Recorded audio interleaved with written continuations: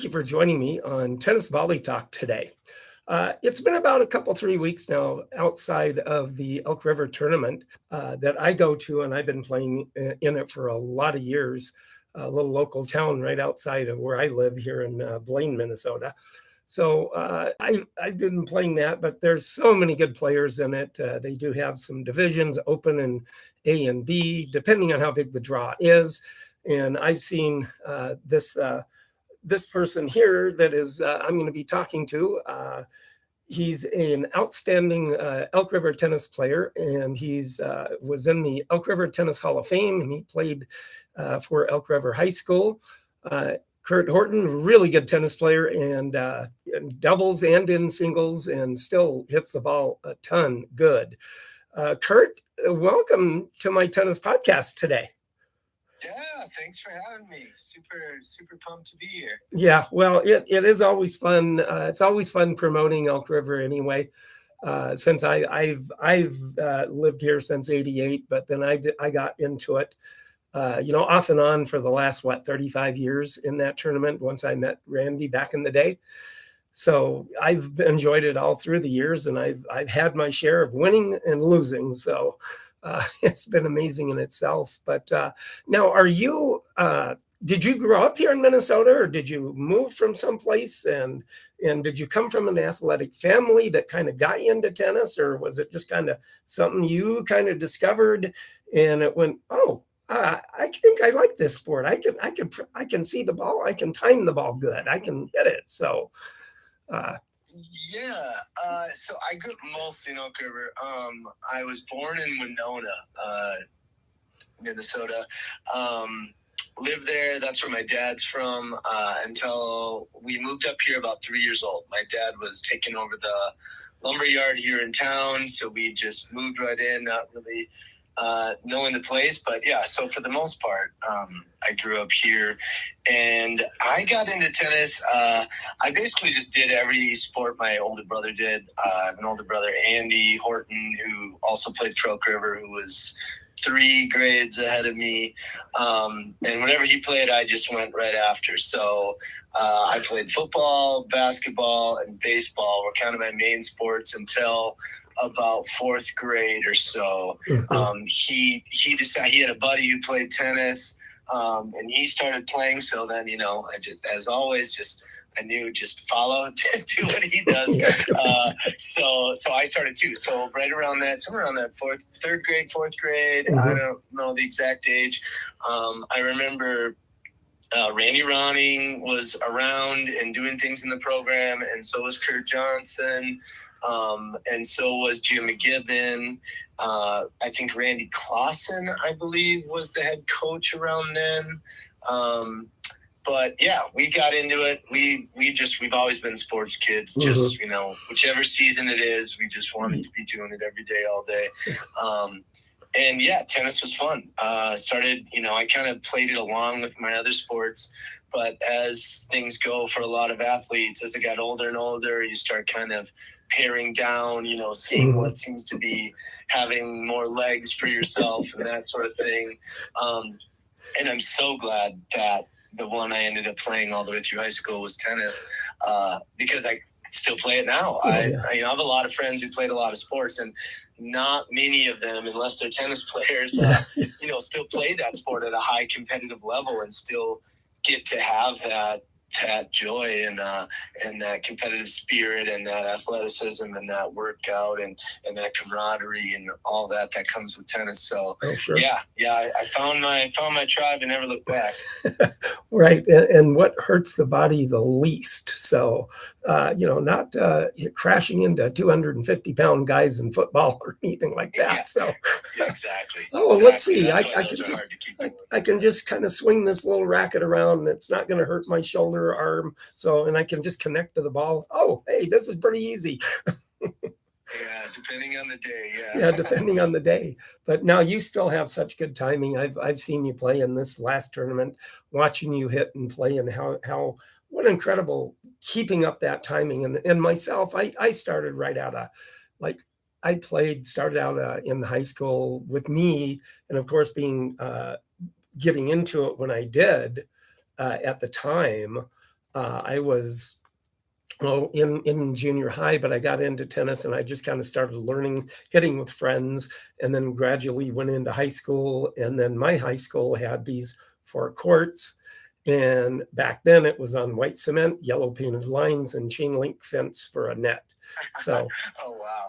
so the old guys took me under the wing. So I kind of learned through them, and just kind of been almost a self-taught sport to myself through the years of playing tennis. And it just got into me, got in my blood, and I've been playing for over 50 years, which has been the fun aspect of my life, to be able to have tennis opportunities that I've taken through the years too. 100%. Yeah. Thanks for, that was very complimentary. Thanks for saying that.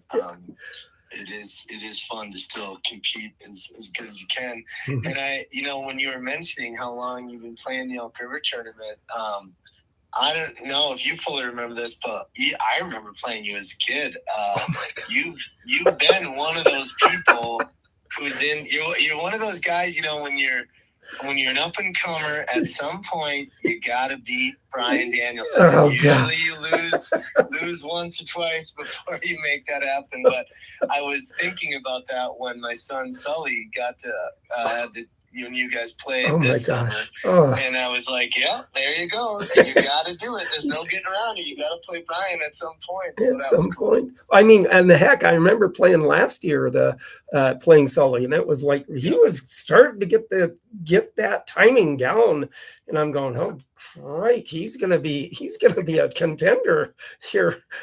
And then all of a sudden here I get him, and it's like, oh, okay, how do I even hit a broadside of a barn right now?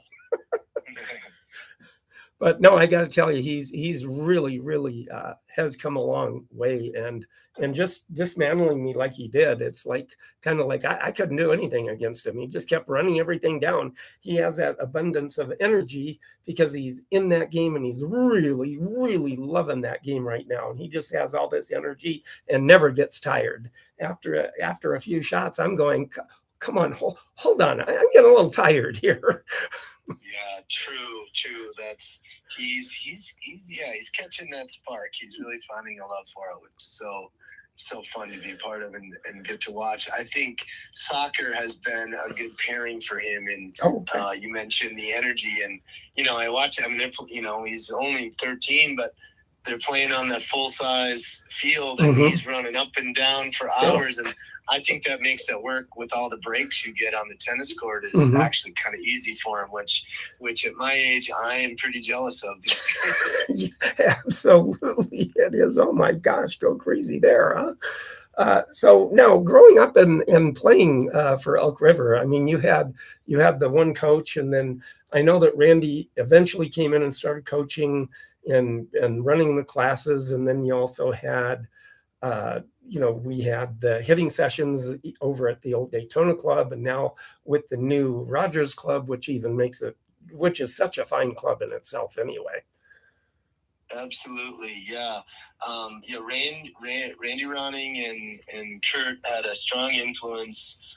They were already kind of getting things really going as I was a kid, and I remember going to tournaments in the summer as a big group, which then made it as a young kid. It's like, okay, the whole group's going, and and Coach Ronning's going, and we're going to stay at his parents' house for the Alexandria tournament, and sleep on the floor in the porch, and so we were going to those Alexandria tournaments, going to the Litchfield tournaments, of course, playing in the Elk River. Kurt Johnson was my head coach. As I finished high school, I had Randy Clausen when I first made the team in 9th grade, and then I think maybe just 1 or 2 years. I think just one though, and then Kurt Johnson took over. But Coach Ronning was there too. He was the assistant at the time, and they're such good buddies. They were very much a partner in that. And then, we were so lucky to have some indoor courts. We weren't down by the Lifetimes and Northwest clubs, I think they were called at the time. But we had Daytona, and Coach Ronning, he made the most out of those 4 courts. Oh, he did, didn't he? Yeah. Oh, my gosh. Yeah, mixers were going and drill groups, and you were definitely hitting 10,000 balls, and and moving around for 2 hours straight or however long the drills were. Oh yeah. It was kind of the beginning. It's been interesting to see how much the program has evolved over the years, but so many good things going then, and that's kind of when first started when they started putting Elk River on the map. I think we made our first appearance at state in 2001, and that was the year after I graduated. Okay. I made it to state as an individual playing doubles my senior year in 2000. But as a team, that's when we kind of really showed up on the high stage. Yeah, so. and your doubles partner was Ryan Whiff, right? Yep. And Absolutely. I remember even playing him when he was young too, and he was one of the ones I beat until later he beat me again. So it was kind of a full circle again with that. So yeah. Like I said, everyone's got to go through the gauntlet. Well, that's true. that or unfortunately in the passing, but with that also Bruce Swanson back. Us two, you had to go through us, try to do anything. So that was a tough one. That was a tough pill to swallow with that one. I really miss Bruce. And he was still doing mixtures right before he passed. Oh, so I know. I cherished that time we were still on court together, and you and I miss that guy. Oh, I remember so clearly one night during mixers, and I was on the other side of Bruce, and he was hitting. And my partner that I was hitting against, he hit this little floater to Bruce. And you know how Bruce had a gleam in his eye when it came to his forehand. And son of a gun, I went, oh my, he's going to hit it right at me. He's going to pound me. He's going to pound me. So I just kind of backed up and I was waiting for it. And he reared back and he blasted a forehand right at me. And I was just kind of like, oh, I'm waiting for this. Bling! I hit it right for a clean volley winner. And he just kind of stood there and looked at me and went, what the heck happened there? You're not supposed to get my forehand back. So it was kind of like, ha, you're not going to get me this night.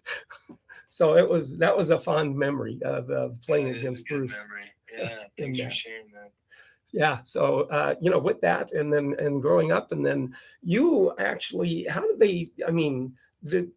you went into the Elk River Tennis Hall of Fame as far as players, because did you play number one or in singles during your time? No, not really. I was always a stronger doubles player. I did play some singles, but by the time I was leaving the doubles court and ready to play some more singles, Ryan Whiff, who you just mentioned, had hit the stage, and we were close, but he could always edge me. So he played one singles like my junior year, and I played mostly first doubles, but I did play a little bit of singles too. I was always, even if I was on the singles court, I kind of played with a doubles mentality. I went big, went for broke, which sometimes led to a few too many errors to get the big wins in the singles court. But I always liked both. But yeah. Oh, I'm sure. And there's so many good players that go out there to the Elk River tournament every summer. And it's such a big tournament. It's turned into such a huge tournament to have that many people and to have them run the way they do a singles on Saturday and the doubles on Sunday, to have them run that and then finish it in the same day is just amazing in itself. And mixed on Friday. Yeah, and mixed on Friday, which is some great mixed doubles to watch too.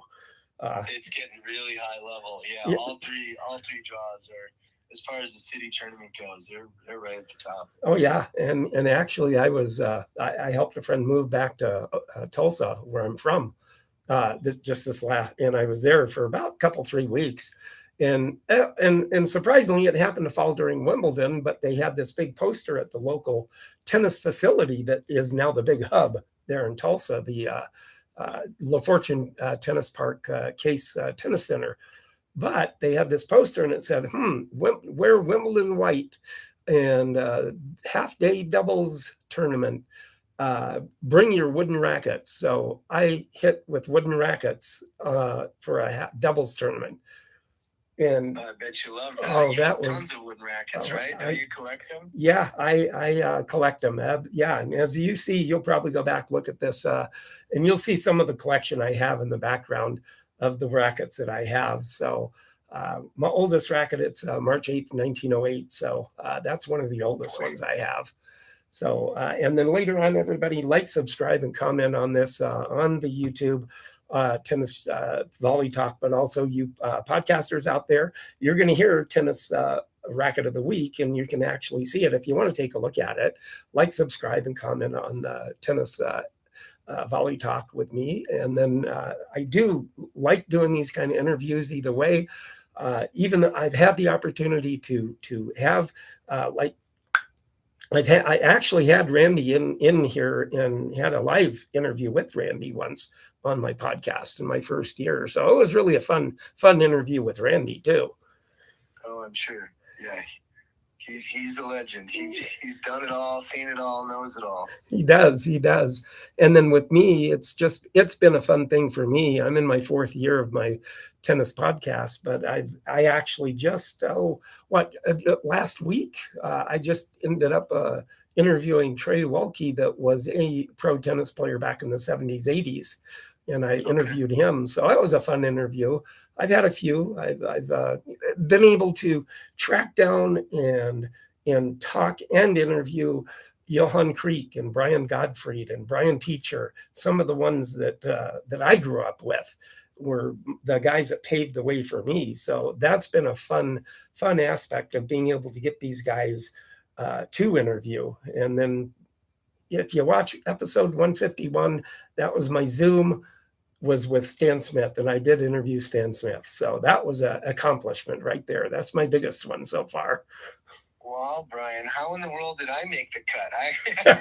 I can't believe I'm on this. Well, you are. That's amazing. I mean, I've had a few of the Elk River standouts. I've had Ava, and I've had Maya, and I've had a few already here. But of course, the fact is that promoting Elk River and what a good program Randy and Curt put together, and having these outstanding players that still play so very well to this day.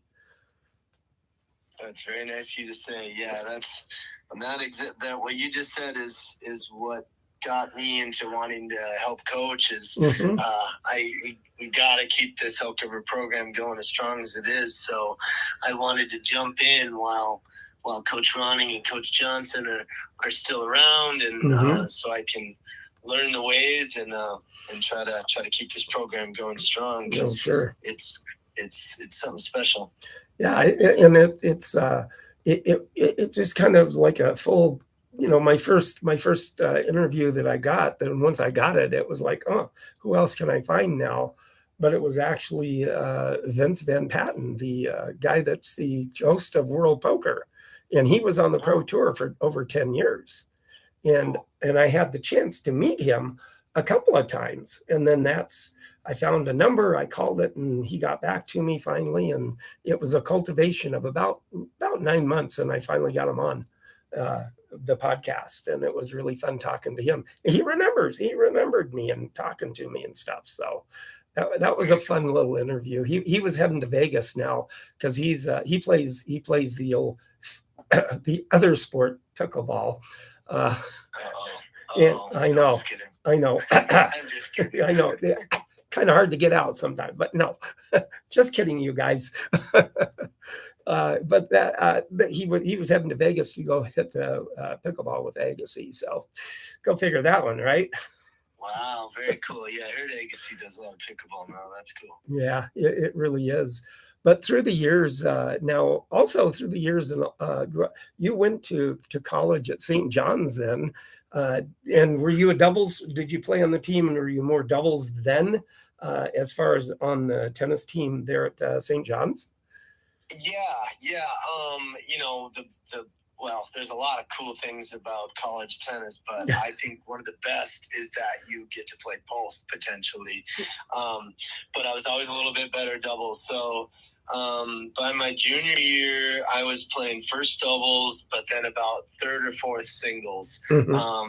but the singles matches were longer. I think at the time doubles matches were just an 8-game pro, so I was really thankful just to get the reps, to get the workout, and to keep developing. You wanted to play both, and that was just the coolest thing in a single day, in a single match, like team match, to get to play both. And we had a strong team at that time, so I have a lot of fond memories of spring break trips and MIAC matches against Gustavus and Carlton. And when you're playing first doubles, you get to play their top dogs, which was a whole lot of fun. Oh, sure. And that with that team atmosphere too, that just makes it so much better, because sometimes I watch some of the college team play and the playoffs and everything like that, and that team camaraderie and the cheering and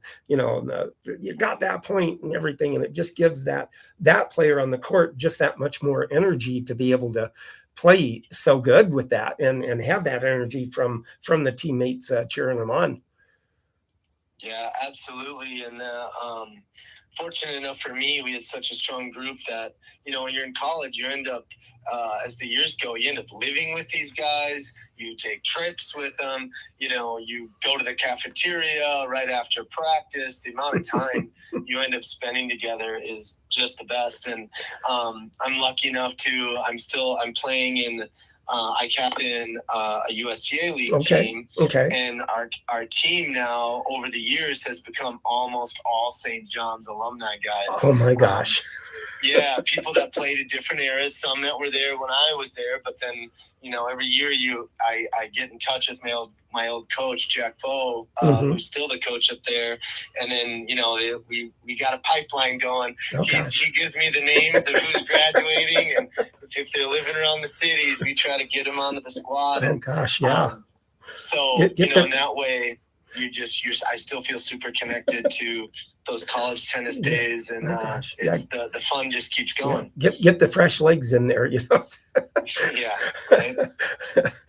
And do it that way. And that must be pretty fun to do. Be able to coach that and just get out there and still get the competitive juices rolling. And if you it's so fun to hit it this way or whatever. So over the years, I feel that over the years with my play that the last year and a half ago, I had a couple of injuries right before the season started, and then right after the season. So I couldn't get out very much. So I've kind of lost so much timing on my strokes, and then my serve now is just kind of like, where is it?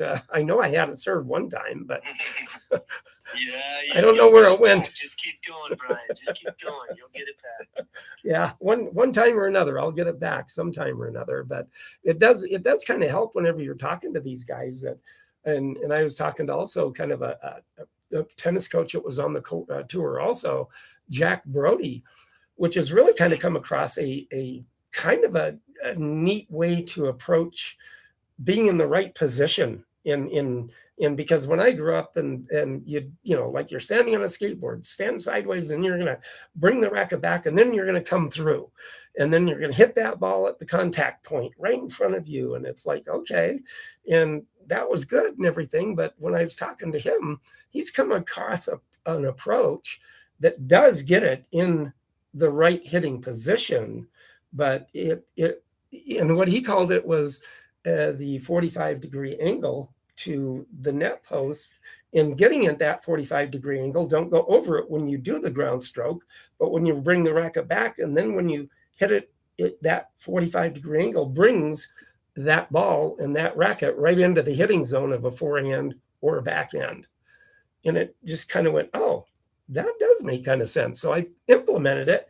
And at times I do tend to feel it when I hit it good at that angle. Yeah, there's so many different ways to explain it, and so many different ways to be good. But yeah, that makes a lot of sense. To be able to see that, and then it just brings it right into the hitting zone. And it's like, oh wow, never realized it could be as easy as it is without feeling, oh, I'm hitting it long or wide or all that sort of stuff. And it just made it a little easier to hit some of the forehands and be a little bit more consistent with it too. So that's kind of what I learned through that. And with being able to have the opportunity, and that's what I've really liked in having the opportunity to be able to have the variety of not only talking to standouts like you and Ava and Maya, and then being able to talk to the tennis pros that had played and paved the way for me in learning their tennis journey too. So that's just been so fun within my 4 years to be able to do this, and me having the experience to be able to, over the years, live in Tulsa, Oklahoma, be at a tennis tournament for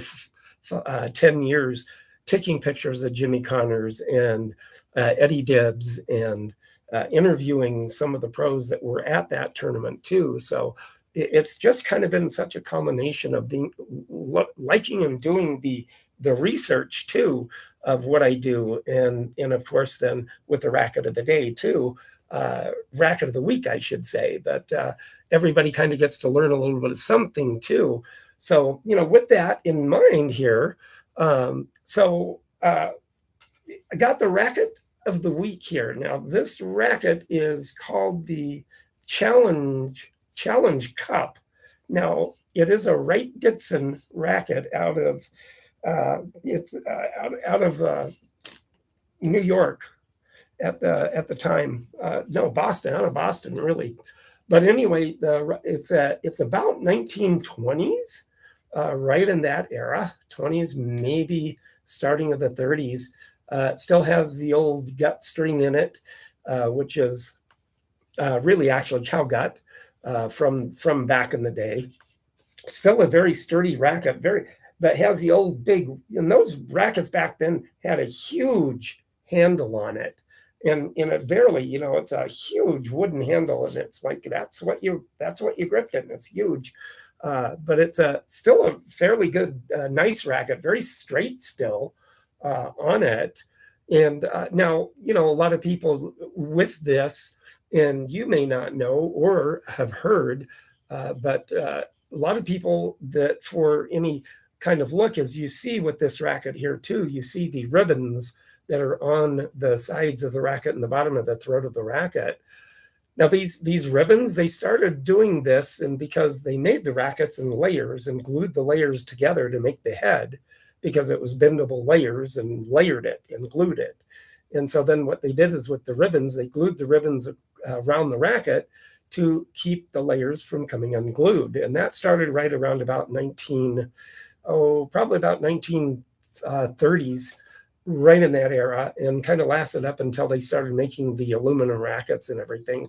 And then with the little smaller strings here, right below the main strings. Now, this right here, for a lot of people out there, was the kind of the precursor to the string savers, or the little string dampeners that keep the strings from moving too much.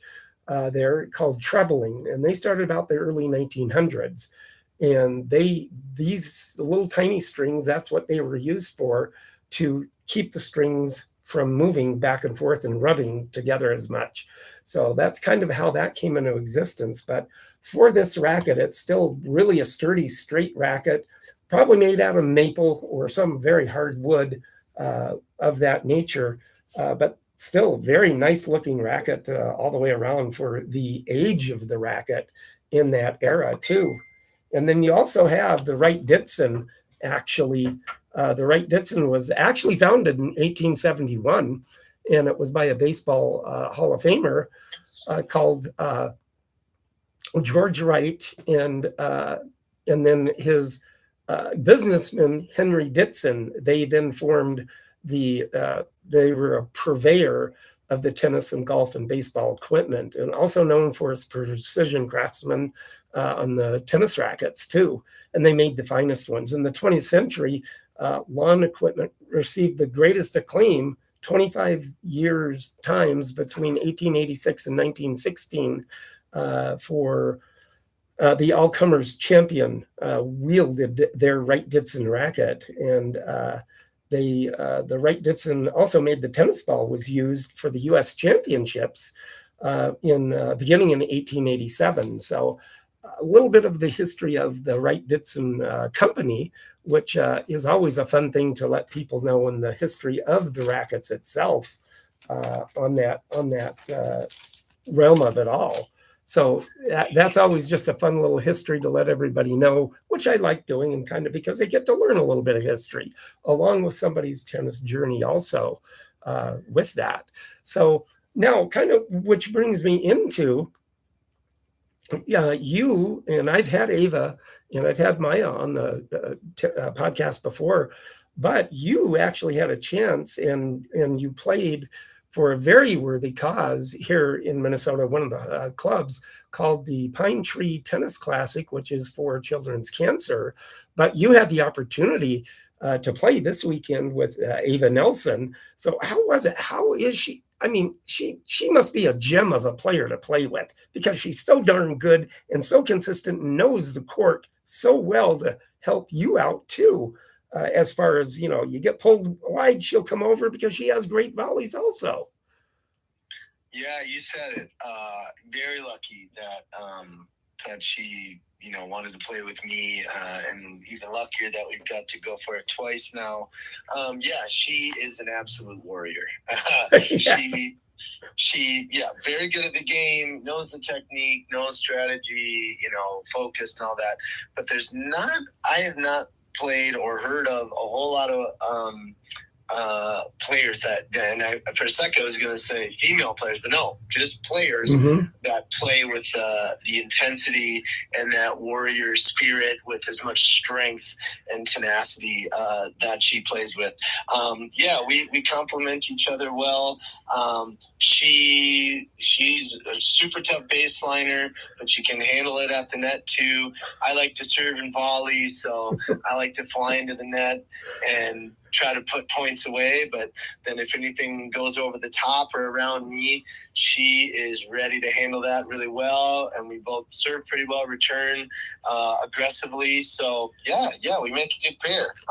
Hopefully one of these days we'll get a little further in the tournament, but that's more of a testament to the Pine Tree tournament. It pulls out it's many of the best players in Minnesota, a lot of great players that you don't see around anywhere else, but they come out of the woodwork to play that tournament.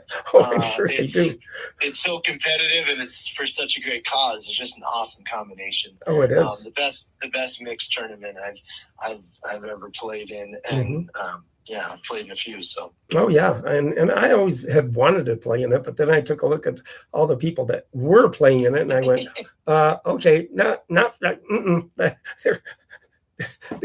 they just have so much more talent than I do. But it's a little intimidating, isn't it? Yeah. You look at it and you're going, no, I don't even think I could have returned that serve. So, but I've watched it before, so it was a fun thing to watch and everything. Yeah. But to promote that, who knows? Maybe one day I'll have the podcast out there if I tell them I promoted it a little bit on my podcast. So who knows? Yeah. Yeah, you should. You could probably get some great interviews out there. Get some good interviews. Yeah.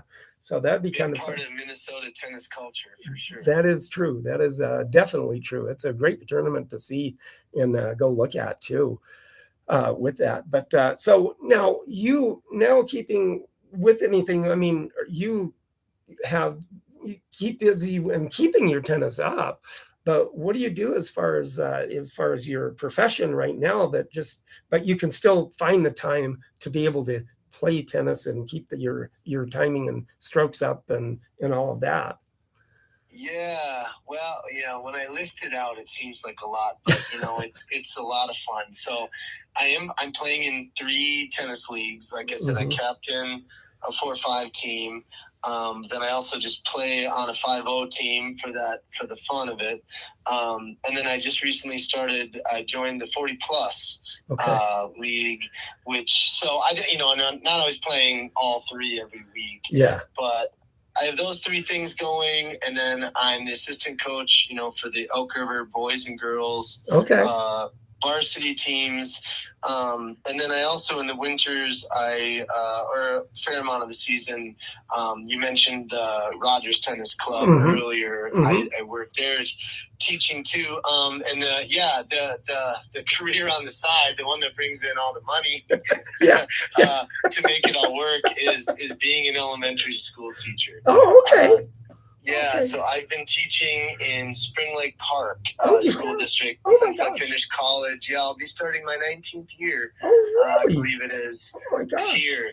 Yeah, and then they've been just great to me, and it's a great community to serve. I get to work with really great people. And a few years ago, when I really wanted, as I mentioned, to kind of give back to the Elk River program and start coaching a bit, they let me, so I'm not quite full time anymore. So now I'm 0.8. I'm very close to full time. Yeah. But it's so, to be a high school coach, you got to hit the courts by 2:30. Yeah. Which even if you're a high school teacher isn't super easy, and then being an elementary teacher is quite challenging. But yeah, we worked it out. They were super helpful and flexible for me. So I get out at 2:00 every day. Oh, there you go. Switch to the shorts and hit the courts, and it's the best. Shorts to courts. Yeah, you got it. So what do you teach through the elementary? What do you just a whole variety or?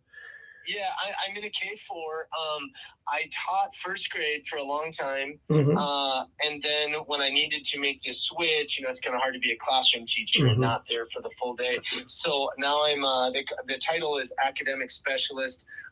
Basically, I do interventions. So I pull small groups of kids who just need a little extra boost in reading, writing, and math. Oh, gosh. It is really the best. So I'm sure. I never have more than 6 kids in front of me at a time, and which is just a little bit, a little easier to manage. You get to share more. You get to know the kids at a deeper level.